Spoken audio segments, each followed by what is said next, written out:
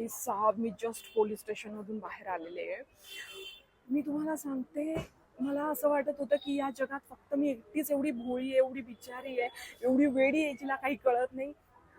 पण माझ्यासारख्या लोकांची इथे लिस्ट आहे, ज्यांच्यासोबत खूप वेगवेगळ्या प्रकारचे स्कॅम झालेत. सगळे असे लाईनीत बसलेत. फ्री क्रेडिट कार्ड दिलं, लिमिट वाढवून देतो असं सांगून त्यांच्याच बँकेतला जो बॅलन्स होता तो ट्रान्सफर करून घेतला स्वतःच्या अकाउंटला स्कॅमरने.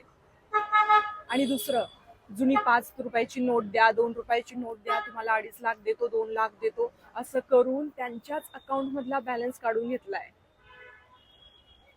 जो माणूस पैसे घेऊन येईल तुम्हाला द्यायला, त्याचे येण्या जाण्याचं भाडं म्हणून 6,000 पाठवा, असं करून 36,000 एकाने ट्रान्सफर केलेत जुन्या 5 रुपयाच्या नोटेवर 2.5 लाख मिळवण्यासाठी. खरंच सांगते, तुम्ही सावध राहा. खूप वेगवेगळ्या प्रकारचे स्कॅम चालू आहेत. एपीके फाईल डाउनलोड करून पण बरेच लोकांचे पैसे काढले जात आहेत. म्हणजे मी तर एवढी भोळी आहे, मला असं वाटत होतं पोलीस युनिफॉर्म हे घरून घालून येतात. मला इथे आल्यावर कळलं की पोलीस स्टेशनला आल्यानंतर ते चेंज करतात.